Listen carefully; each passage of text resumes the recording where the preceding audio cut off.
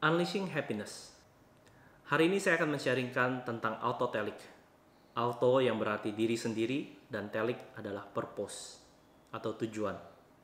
Seorang yang autotelic adalah seseorang yang memiliki karakter. Ketika dia melakukan sesuatu, dia melakukannya karena motivasi dan tujuannya datangnya dari diri sendiri, bukan berasal dari orang lain. Motivasinya bukan eksternal. Motivasinya adalah motivasi internal. Ada 5 karakteristik orang-orang yang autotelic.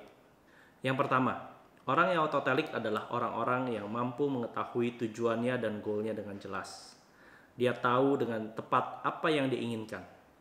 Dia tahu apa yang perlu dia kerjakan untuk mencapai goal-goalnya.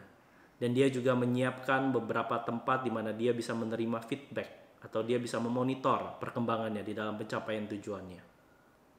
Yang kedua adalah kemampuan dia untuk fokus. Orang-orang yang autotelic akan mampu untuk bisa fokus dalam apapun yang dikerjakannya tanpa terganggu oleh hal-hal lain yang ada di dalam lingkungannya. Fokus berarti sebagai seseorang yang autotelic, dia mampu menggunakan energinya kemanapun atensinya berada yang didasari dan ditujukan oleh intensinya. Dia tahu intensi tertingginya untuk melakukan hal-hal yang dia perlu lakukan untuk mencapai tujuannya. Yang ketiga, orang yang autotelic adalah orang yang tahu pilihan-pilihannya dan dia memilih hal yang baik bagi dirinya.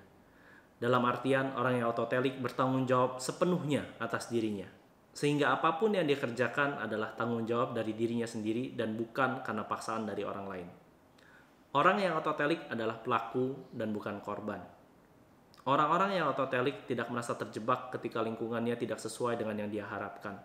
Karena dia tahu kendali atas dirinya adanya berada di dalam dirinya sendiri. Dia memilih, bukan menjadi korban.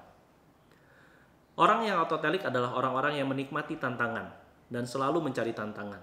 Tujuannya adalah untuk mengembangkan potensi-potensi dalam dirinya. Tujuannya adalah untuk menggali apalagi yang biasa dia lakukan. Karena apabila tantangannya terlalu rendah, maka orang yang autotelic akan menjadi bosan.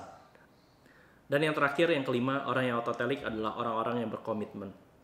Ketika dia sudah memutuskan sesuatu, dia akan mengkomitmenkan dirinya.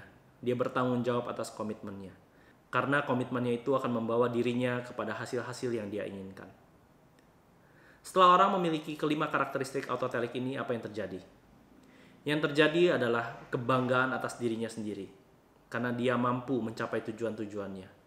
Dia menggunakan tujuan-tujuannya sebagai jalan untuk mengaktualisasikan dirinya.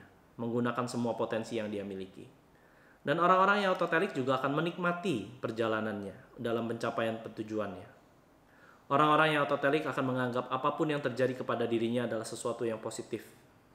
Karena di NLP juga diajarkan, di balik setiap perilaku atau setiap keadaan selalu ada positifnya. Inilah karakteristik orang-orang yang bisa menjadi orang-orang yang autotelic. Orang-orang yang autotelic juga adalah orang-orang yang sangat mudah masuk ke dalam kondisi flow. Ketika seseorang berada dalam kondisi flow, kita juga sudah belajar bahwa disitulah dia akan menikmati apa yang dikerjakannya. Otomatis ketika kita menikmati pekerjaan kita, hasilnya pun akan jadi jauh lebih baik.